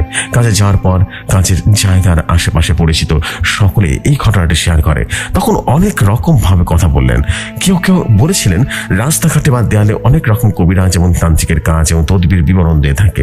রাস্তায় রাস্তায় দেয়ালে দেয়ালে কবিরাজ এবং তান্ত্রিকের নাম্বার দেওয়া থাকে। তাই সেখান থেকে একজন আমার বাবাকে পরামর্শ দিলেন তাদের সাথে যোগাযোগ করার জন্য। আমার বাবা আর কোনো দিক দিয়ে কোনো উপায় বুদ্ধি না পেয়ে সে দেয়ালে ছাপানো কাগজে একটা নাম্বারে ফোন দেন। ফোনটির লোকটা ধরলেন, ধরেই সমস্যার কথা জিজ্ঞেস করলেন। তখন আমার বাবা সবকিছুই খুলে বললেন। সেই লোকটি ফোন ধরেছিল, সে নাকি কবিরাজের সেক্রেটারি। সেই কবিরাজ নাকি রাঙ্গামাটির এলাকায় থাকেন। সে নাকি সেখান থেকে সকল কাজ এবং তদবির করে থাকে। আমার বাবা সেই লোকটির কিছুটা কথা বিশ্বাস করেন। তখন আমার বাবা জিজ্ঞেস করলেন ওখান থেকে চিকিৎসা কিভাবে করা হবে। তখন সেই লোকটি বলেছিল যার সাথে সমস্যা হচ্ছে তার বাবার নাম এবং তার ব্যাপারে কিছু কুরিয়ারে করে পাঠাতে হবে এবং সাথে অবশ্যই অ্যাডভান্স হিসেবে 5,000 টাকা হাতিয়া দিতে হবে। বাকি 5,000 5,000 টাকা কাজ শেষ হয়ে যাওয়ার পরে। তার মানে এমন একটা অপশন রাখার কারণে আমার বাবা কিছুটা বিশ্বাস করেন এবং কোন রকম চিন্তা না করে সেই লোকটির দেয়া ঠিকানা অনুযায়ী 5,000 টাকা এবং ব্যবহারের কাপড় টুক চুল এবং নখ সাথে করে দিয়ে দেয়। এত সব কিছু যাওয়ার পরেও আমার বাবা সহ পরিবারের সবাই যেন বিশ্বাস করেছিলাম সেই লোকটি আমাদের থেকে 3 দিনের সময় চেয়ে নেন। এভাবে প্রায় 3টা দিন কেটে যায়। 3 দিন পরে ঠিক আসরের সময় বাবা সেই নাম্বারে কল করেন। তখন সেই লোকটি ধরেন এবং জিজ্ঞেস করেছিলেন যে কে কল দিয়েছে। আমার বাবা সকল কিছুক্ষণ বলার পর সেই লোকটি বলেছিল রং নাম্বার। এটা বলে সেই লোকটি সাথে সাথে কলটি কেটে দেয় এবং মোবাইলটা বন্ধ করে ফেলে। তার মানে আমার বাবাও বুঝে যায় যে সেই লোকটি ভণ্ড ছিল এবং প্রতারণা করেছে। আমরা আমাদের সমস্যার কারণে সেই লোকটিকে আমরা অনেকটাই বিশ্বাস করে ফেলেছিলাম। আমরা ভেবেছিলাম সমস্যার সমাধান করলে সেই লোকটি আরো বেশি টাকা দেওয়া হবে। সেই প্রতারক লোকটি 5,000 টাকা নিয়ে আমাদের সাথে প্রতারণা করে দিয়েছিলেন। একে তো আমরা ভূত এবং অশুভ শক্তির ভয় আতঙ্কে ছিলাম, তার মধ্যে এই কবিরাজ তান্ত্রিক আমাদের সাথে ভয়ঙ্করভাবে প্রতারণা করেছে। তখন আমরা মেনে নিয়েছিলাম যা হবার হবে স্বাভাবিকভাবে হবে। সে অশুভ শক্তি বা জন্তুর সাথে স্বাভাবিকভাবে লড়াই করতে হবে। তাই আমরা কোনো কবিরাজ বা তান্ত্রিকের খোঁজ করছিলাম না। এভাবে প্রায় অনেকটা দিন কেটে যায়, তেমন কিছু হচ্ছিল না। তবে মাঝে মাঝে আমরা সকলে বলতে লাগলাম যে সেই কবিরাজকে আসলে কোনো কাজ করে দিয়েছিল নাকি। তা না হলে সে কবিরাজকে টাকা পাঠানোর পর বেশ কিছুদিন চলে যায়, কোনো সমস্যা হচ্ছিল না। তারপর আরো কয়েকটা দিন কেটে যায়, সকল কিছু যেন কেমন যেন স্বাভাবিক মনে হচ্ছিল এবং আমিও যেন ধীরে ধীরে স্বাভাবিক জীবনে ফিরে আসছিলাম। এরপর থেকে যেন ভয় ভীতির সকল কিছু আমি ভুলে গিয়েছিলাম। দেখতে দেখতে প্রায় কয়েকটা মাস কেটে যায় এবং 2011 সালের ডিসেম্বর মাস চলে আসে। ডিসেম্বর মাসের 31 তারিখ। ঢাকার সকল ছাদে আনন্দ, তখন বিভিন্ন রকমের বাজি ফোটায়। আমরাও সেদিন রাতে 12টার আগ পর্যন্ত বিল্ডিং এ সকল ছেলে মেয়ে উপস্থিত ছিলাম। যখন 12টা বাজে ঠিক ঢাকার আশেপাশে যেন রঙের আলোতে রীতিমতো ঝমকালো হচ্ছিল। আমি দাঁড়িয়ে থেকে সবকিছু উপভোগ করতে লাগলাম। আমরা বিল্ডিং এর অনেকে মিলে অনেক ফানুস এনেছিলাম সেদিন। সকলে মিলে সেই ফানুসগুলো উড়িয়ে অনেক অনেক আনন্দ করলাম। অনেক রাত হয়ে যাওয়ার কারণে আমরা যে যার মতো চলে যাই। আমার যেন খুব ভালো লাগছিল, তাই আমি কিছুক্ষণের জন্য রয়ে যাই। সকলে চলে যাওয়ার পর আমি একাই ছাদে ছিলাম। যেহেতু সেই ঘটনার পর অনেক মাস কেটে গিয়েছিল, তাই আমি যেন সব কিছু ভুলে গিয়েছিলাম। সেখানে একটা দোলনাতে আমি বসেছিলাম। দোলনা থেকে উঠে আমি একটু সাইডে চলে আসি। তখনও আশেপাশের সকল ছাদি লোক ছিল। ছাদের এক সাইডে দাঁড়িয়ে আমি এদিক ওদিক দেখছিলাম। হঠাৎ কিছু একটা শব্দে আমার কানে আসলো। মনে হচ্ছিল দোলনাটি নড়ছে এবং এটাও মনে হচ্ছিল কেউ একজন সেই দোলনাটাকে বসে আছে। আমি ভেবেছিলাম হয়তো আবারও কেউ এসেছে সেই দোলনায় বসেছে। তাই স্বাভাবিক দোলনার দিকেই তাকাই এবং যা দেখার আমি হয়তোবা চিন্তাই করতে পারিনি। ঠিক সেটাই হলো, যেন দোলনায় বসেছিল এবং দোলনার পাশে বসে আছে সে এক হাত পা দেওয়া সেই দানবটি এবং আমার থেকে ভয়ঙ্কর ভাবে তাকিয়ে হাসছিল। সাথে সাথে আমি এটা দেখে চিৎকার দেওয়া শুরু করলাম এবং ছাদের এই পাশ থেকে ওপাশে দৌড়াতে থাকলাম। সকল শব্দগুলো যেন 5 তলা থেকে আমাদের রুমে চলে এলো, কারণ ছাদের নিচে আমাদের রুম ছিল। আমার চিৎকার এবং ছাদে দৌড়ানোর শব্দে আমার বাবা মার ঘুম ভেঙে যায়। তারা সাথে সাথে ছাদে চলে আসে আর দেখতে পায় একটা অপব আমাকে ছাদের মধ্যে টানতে টানতে ছাদ থেকে ফেলে দেওয়ার চেষ্টা করছে। আমি অবশ্য তখন অজ্ঞান ছিলাম। অজ্ঞান অবস্থায় সেই দানবটি আমাকে ছাদ থেকে ফেলে দেওয়ার চেষ্টা করছিল। আমার বাবা মা কিছুটা সময় লেট করলে হয়তোবা দানবটি আমাকে মেরে ফেলতো। যাই হোক, আমার মা দেখে জোরে একটা চিৎকার দেয় এবং দৌড় দিয়ে আমাকে ধরে ফেলে। তখন সেই দানবটি নাকি জোরে জোরে হুঙ্কার দিয়ে ছাদ থেকে লাফ দিয়ে চলে যায়। এতদিন পরে এমন একটা দিন আবারও ফিরে আসবে কখনো ভাবতেই পারেনি। এবং আমার বাবা চিন্তা করেন সে এলাকার মসজিদের ইমামের সাথে কথা বলবেন, কারণ এগুলো ছাড়া আমাদের তখন আর কোনো উপায় ছিল না। আমরা তখন কোনো কবিরাজ বা তান্ত্রিকের খোঁজ পাচ্ছিলাম না। তবে আশেপাশে অনেক নামধারী কবিরাজ এবং তান্ত্রিক আছে যারা প্রতারণা করে মানুষকে ঠকাচ্ছে। তখন শুধু আমার না, হয়তো এমন ভয়ঙ্কর পরিস্থিতি দেশের অনেকেই সম্মুখীন হয়েছিল, কিন্তু ভালো কবিরাজ বা তান্ত্রিকের খুব অভাব ছিল। আমাদের এলাকার মসজিদের ইমাম সাহেব দেখা করেন। সেই ইমামের সাথে সমস্ত ঘটনা খুলে বলার পর তিনিও সে অদ্ভুত লোকটির কথা বলেছিলেন। ঠিক আমাদের গ্রামে ইমাম সাহেবের মতো ঢাকার ইমাম সাহেবও অদ্ভুত সেই লোকটার খোঁজ করতে বললেন এবং আমার বাবা বুঝে যায় সে অদ্ভুত লোকটি খুঁজে পাওয়া যাবে না এবং এই সমস্যার সমাধান হয়তো বা হবে না। তবে লোকটির সকল ঘটনা জানার পর একটা জিনিস বুঝতে পারেন, আমি যখন বিপদে পড়েছি এবং সেই লোকটির কথা ভেবেছি, স্মরণ করেছি, ঠিক তখনই সেই লোকটি আমাকে উদ্ধার করেছিল। সে ঢাকার মসজিদের ইমাম সাহেবের কথা আমার বাবা আমাকে বললেন। তিনি আমার বাবাকে বললেন, যেহেতু গ্রামে যাওয়ার সময় আপনার ছেলে বিপদে পড়েছিল, যে লোকটি অলৌকিকভাবে আপনার ছেলেকে বাঁচিয়েছিল এবং প্রতিবারই আপনার ছেলেকে সেই লোকটি স্মরণ করেছিল। তাই আমি বলতে চাই আপনার ছেলে যেন সেই লোকটিকে মনে মনে স্মরণ করে এবং ডাকতে থাকে। জানি না অলৌকিক কিছু হবে কিনা, তবে আমার নিজ জ্ঞান বলছে হয়তোবা হলেও হতে পারে। এই কথা শুনে আমার বাবা বাড়িতে ফিরে আসেন এবং সেই লোকটির কথা বারবার স্মরণ করতে বলেন, মনে মনে রাখতে বললেন। আমিও প্রায় সময় সেই লোকটিকে স্মরণ করতাম, কিন্তু কোনো সারা শব্দ বা উপস্থিতি বুঝতে পারতাম না। আমি যেন এই বিষয়টাকে একটা দুষ্টুমি হিসেবে নিয়ে নিয়েছিলাম। রাস্তায় কিভাবে এসেছিল বা কেন এসেছিল সেটাও আমি জানি না, কিন্তু এতদিন পরে মনে মনে ডাকার বা স্মরণ করার পর যে লোকটি উপস্থিত হবে সেটা আমার বিশ্বাস হচ্ছিল না। তারপরেও আমি যেন সেই লোকটির কথা অনেক সময় ডাকতে থাকি। এভাবে প্রায় অনেকগুলো সময় কেটে যায় এবং আমি সুযোগ পেলে সেই লোকটিকে স্মরণ করতাম। দেখতে পেলাম কোনো লাভ হচ্ছে না। এভাবে আরো কয়েকটা দিন কেটে যায়। একদিন রাতে আমি ঘুমাচ্ছিলাম, সেই চেনা শব্দটা আমার ঘুম ভেঙে যায়। আমি মনে হচ্ছিল সেই শব্দটা আমার ঘর থেকে আসছিল। আমি যেন কিছুটা ভয় পেয়ে যাই এবং উপলব্ধি করতে পারি আমার খাটের নিচ থেকে কিছু একটা আছে এবং সেই শব্দটা ক্রমাগত বাড়ছে। ভয়ঙ্কর সেই ঘুমানোর শব্দটা আমার কানে ভেসে আসছিল। আমি ডান পাশ থেকে বাম পাশে কাঁধ হলাম এবং সাথে সাথে দেখলাম সেই দানবটি আমার পাশে শুয়ে আছে। আমি জোরে জোরে চিৎকার দিলাম, কিন্তু আমার গলা থেকে যেন কোনো শব্দ বের হচ্ছিল না। আমি দেখলাম সেই ভয়ঙ্কর দানবটি আমাকে দেখে অনেকটা হাসছিল। আমি যেন অনেকটা ভয় পেলাম এবং আতঙ্কে কান্নাকাটি শুরু করে দিলাম। আমি বিছানা থেকে উঠতে যাব সেই সাহসও পাচ্ছিলাম না। তারপরও আমি ওঠার জন্য অনেক চেষ্টা করার পর সেই দানবটি আমার বুকের উপরে উঠে বসে আমার গলাটা চেপে ধরে। আমি বারবার চিৎকার দেওয়ার চেষ্টা করছিলাম, কিন্তু কোনো শব্দই হচ্ছিল না। আমার মুখ থেকে বের হচ্ছিল না কোনো শব্দ। সেই দানবের আওয়াজ এতটাই বেশি ছিল যে আমার বুকের উপরে বসার পর আমার দম যেন বন্ধ হয়ে আসছিল। তার মধ্যে সেই দানবটি আমাকে গলায় চাপ দিয়ে ধরে রেখেছিল। আমি যেন মরে যাচ্ছিলাম। আমার শরীরের শক্তি যেন ধীরে ধীরে বন্ধ হয়ে যাচ্ছিল এবং রক্ত চলাচল বন্ধ হয়ে যাচ্ছিল। অলৌকিকভাবে আমাকে কে যেন সেই অদ্ভুত লোকটির কথা মনে করাচ্ছিল এবং আমি স্মরণ করতে থাকলাম সেই লোকটিকে।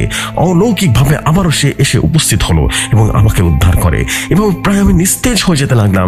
বুকের চাপ, গলার চাপ দেওয়ার কারণে আমি যেন দম বন্ধ হয়ে মারা যাচ্ছিলাম। যদিও আমি কিছুটা সময় ছাড়ানোর জন্য চেষ্টা করেছিলাম, কিন্তু শেষ মুহূর্তে আমি সেই শক্তিটুকু হারিয়ে ফেললাম এবং দম বন্ধ হয়ে যাওয়ার কারণে আমার হাত পা নিস্তেজ হয়ে যায়। আমার চোখ দুটো যেন উল্টে যাচ্ছিল। ঠিক তখনই রুমের মধ্যে কিছু একটার উপস্থিতি টের পেলাম। আমার চোখটা পাশে যেতেই দেখলাম অদ্ভুত লোকটি। আমি দেখলাম সে অদ্ভুত লোকটি দানবটিকে একটা টান দিয়ে আমার বুক থেকে নামিয়ে দিল এবং এক মুহূর্তের মধ্যে সে দানবটিকে মাঝখান দিয়ে ছেড়ে ফেললো। কি বিভৎস সেই দৃশ্য! আমার চোখকে যেন বিশ্বাস করতে পারছিলাম না। এত ভয়ঙ্কর একটা দানব এক মুহূর্তের মধ্যে কিভাবে ছিঁড়ে ফেলেছে। আমি ছাড়া পেয়ে জোরে জোরে নিঃশ্বাস নিতে থাকলাম এবং কাশতে থাকলাম এবং সে অদ্ভুত লোকটির দিকে তাকিয়ে রইলাম। দেখলাম সেই লোকটি আমার দিকে তাকিয়ে মুচকে একটা হাসি দিলেন। আমি এত কষ্ট পাওয়ার পরেও সেই লোকটি হাসিটা দেখে খুব আনন্দ বোধ করছিলাম। পাশের রুম থেকে আমার বাবা মা কিছুটা শব্দ শুনেন এবং দৌড়ে চলে আসেন আমার রুমে। তারা আমার রুমে এসে দেখেন কিছুটা অবব হঠাৎ করে অদৃশ্য হয়ে গেল। তারা দেখলো ঘরের বিছানা এলোমেলো অবস্থায় আছে, আমার গলায় আঙ্গুলের ছাপ এবং বুকটি লাল হয়ে আছে। আমি খালি গায়ে ঘুমিয়েছিলাম, তাই তারা এসে আমার দাগগুলো দেখেছিল এবং সকল কিছু জিজ্ঞেস করেছিল। আমি আমার বাবা মাকে সমস্ত ঘটনা খুলে বললাম এবং সেই দানবটি আমার উপর হামলা করেছিল সেটাও বললাম এবং আজও আমি সেই লোকটিকে স্মরণ করেছিলাম। সেই দানবটি আমাকে প্রায় মেরে ফেলেছিল। ঠিক শেষ সময় সেই অদ্ভুত লোকটি এসে আমাকে বাঁচিয়েছে এবং সেই দানবটিকে আমার চোখের সামনে মাঝখান থেকে ছিঁড়ে ফেলেছিল। যদিও সেখানে কোনো দানবের অস্তিত্ব ছিল না। আমরা ভেবেছিলাম সেই দানবটির ছেঁড়া অংশটি সে অদ্ভুত লোকটি নিয়ে গিয়েছিল এবং কোথাও ফেলে দিয়েছিল। তারপর থেকে আমার সাথে কোনো ঘটনা ঘটেনি। ঠিক আগের মতোই স্বাভাবিক জীবনে ফিরে আসি। এভাবে দেখতে দেখতে ধীরে ধীরে 2024 সাল চলে আসলো, কিন্তু কোনো দানবের উপস্থিতি আর টের পায়নি এবং সে অদ্ভুত লোকটিরও কোনো দেখা পায়নি। আমি ভেবে নিয়েছি আমি কোনো বিপদ পড়লে সে লোকটি আমাকে সাহায্য করবে। এভাবে নিরয়ভাবে তার ঘটনাটি শেষ করেছিলেন। এমন ভয়ঙ্কর ঘটনা আমি বারবার শুনছিলাম আর বারবার কালেক্ট করছিলাম, আর আমার গায়ে বারবার শিহরণ দিয়ে উঠছিল। কারণ একটি ঘটনার মধ্যে এত স্থান, এত ঘটনা যেন আমার মনে পড়ছিল না। অদ্ভুত! তাই বারবার জিজ্ঞেস করছিলাম এবং বারবার লিখছিলাম। আশা করি সকলেই ভয়ঙ্কর যাচ্ছার ঘটনাটি বিশ্বাস করবেন। আসলে এটা বিশ্বাসযোগ্য এবং এমন সত্যিটা ঘটেছিল। 100% রিয়েল একটা স্টোরি পাঠালাম। এই ঘটনাটি শোনার পর আমিও বিশ্বাস করে নিয়েছি, আপনাদের মাঝে শেয়ার করলাম। আশা করি আপনাদের ভালো লাগবে। ভৌতিক ঘটনা বা ভূত প্রেতের ঘটনা শুনতে হয়তো বা আপনাদের ভালো লাগে। ভৌতিক বা ভয়ানক অশুভ শক্তি দ্বারা যারাই আক্রান্ত হয় তাদের উপর দিয়ে কেমন যেন ঝড় ঝাপটা যায়, এইটা যার সাথে হয় সে ছাড়া কেউ উপলব্ধি করতে পারবে না। সকলে দোয়া করবেন সবাই যেন এমন ভূত প্রেতের কবল থেকে নিরাপদে থাকতে পারি। আজ এখানেই শেষ করলাম। অবশ্যই আশা করব শ্রোতা ভাই এবং বোনেরা ভয়ঙ্কর যাত্রার এই পুরো এপিসোডটি পছন্দ করবেন। ভয়ঙ্কর যাত্রার 1 যারা শুনেননি তারা ভয়ঙ্কর যাত্রার 1 শুনে নেবেন এবং সাথে সাথে এটা শুনবেন, তাহলে সকল ঘটনা বুঝতে পারবেন, ভালো লাগবে। তখন সকল ভাই এবং বোনদের শ্রদ্ধা এবং ভালোবাসা রেখে এবং প্রিয় জেফরি ভাইয়ের প্রতি শ্রদ্ধা এবং ভালোবাসা রেখে আজকের মতো বিদায় নিচ্ছি। আমি আব্দুল হালিম। আসসালামু আলাইকুম। আল্লাহ হাফেজ সবাইকে।